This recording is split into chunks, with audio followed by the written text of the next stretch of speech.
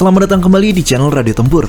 Setelah UFC 303 yang bertepatan di International Fight Week ini bisa dibilang gagal, padahal sudah dibangun susah payah oleh UFC, kini UFC mencoba membangun UFC 305, Du Plessis versus Adesanya yang rencananya akan digelar di hari peringatan ulang tahun kemerdekaan kita yang ke-79, yaitu tanggal 17 Agustus 2024 di RAC Arena, Australia. Upaya ini bisa dilihat dari diadakannya pra-press conference sebelum pra-press conference itu sendiri.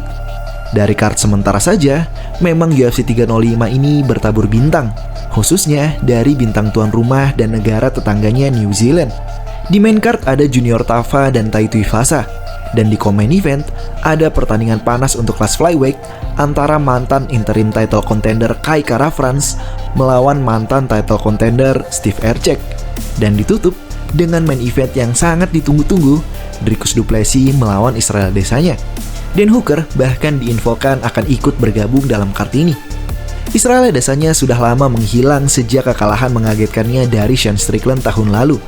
Padahal dengan itu, terlihat bahwa style Mike Fight, gaya defensif Sean Strickland yang terus maju pantang mundur, membuat counter striker seperti Adesanya kewalahan mencari celah. Alhasil, Adesanya harus kalah secara mengenaskan. Dari respon Adesanya usai pertandingan, fans MMA melihat bahwa Adesanya terlalu ikhlas dengan kekalahan ini, kontras dengan sifat kompetitifnya yang selalu ia pancarkan selama ini.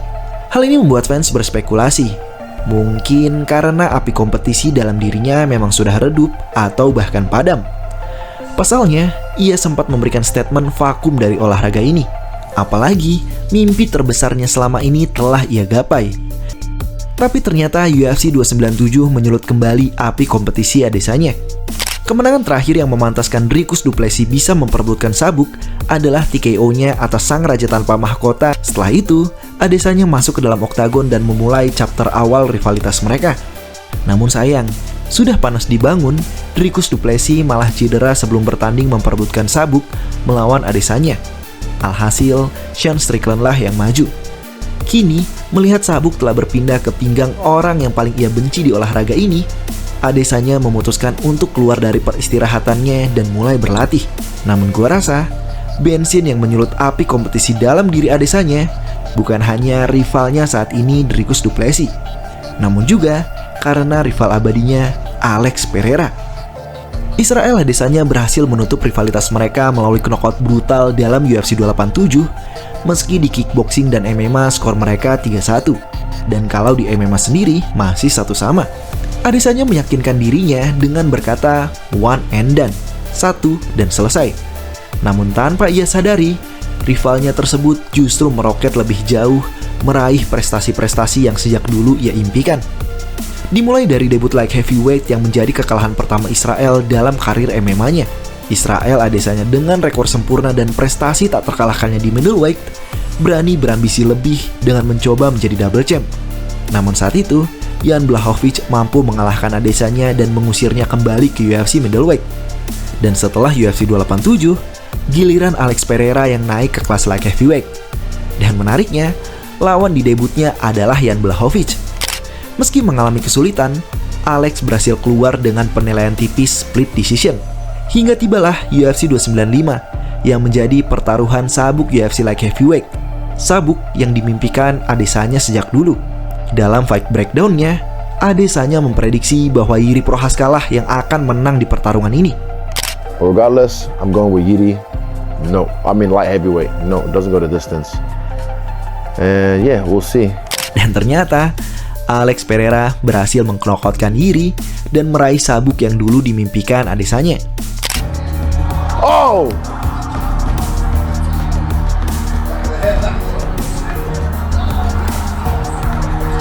Adesanya mungkin bitter dengan kenyataan ini. Apalagi dalam UFC 295 ini, Adesanya sudah bukan seorang juara. Adesanya harus semakin menahan rasa dengkinya setelah melihat rivalnya ini menjadi main event pay-per-view terbesar dalam sejarah UFC, yakni UFC 300. Dan lagi-lagi, dalam main event, Adesanya memprediksi Jamahal Hill lah yang akan menang. Alex is going to be throwing the leg kick, and Jamal will be finding his jab and trying to get his fist to Alex's head, not just the chin, his head somewhere. Because Jamal, the one with Johnny Walker, bro, that was probably, I think, here. Over the time. Bro, and then That's why I did that. That's why I did the late. yeah, he shuts people off. But yeah, on the dome, and then like just were fuck, that was insane. But yeah, I'm gonna go Jamal by KO. Well, first 2.5 rounds or second half? I think it's gonna be in the first 2.5. Dan kenyataan berkata lain. Alex Pereira kembali menang lebih sempurna lagi.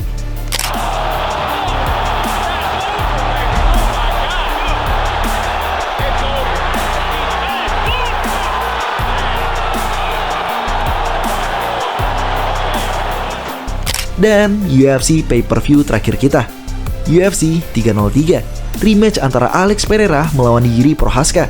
Lagi-lagi, Adesanya memprediksi Jiri Prochazka akan menang di pertandingan ini. I'm gonna go Jiri, because we're the chosen few. But also, I think he might have learned from his mistake, because he would understand. And also, it makes things interesting. He beats him, then it's a trifecta. And I won't be the only one to knock this guy out. And it'll be like, oh wow, I'm gonna go Jiri, and I'm gonna go by 3rd round or 4th round finish. Dan lagi-lagi, Alex Pereira membuktikan lain.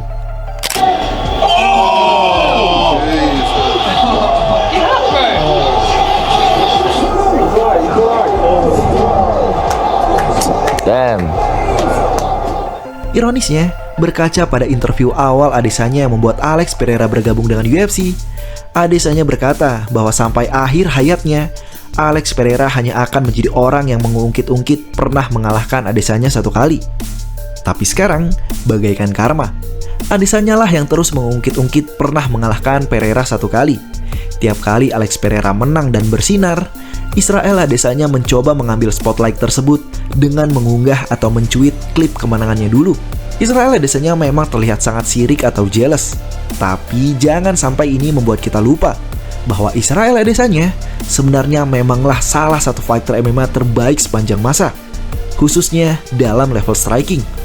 Dengan 2 bensin yang membakar api kompetitif Adesanya, gue yakin ia akan memberikan kejutan yang sangat luar biasa dalam UFC 305 nanti. Dan ingat, Adesanya versi contender jauh lebih beringas ketimbang Adesanya versi juara. Apa harapan kalian dengan Israel Adesanya dalam UFC 305 nanti? Apakah ia mampu kembali menjadi juara untuk ketiga kalinya dan kembali mencoba light heavyweight? Ataukah Dricus Du Plessis mengubur dalam-dalam usaha Adesanya untuk bangkit kembali? Tulis di kolom komentar ya. Demikian video kali ini.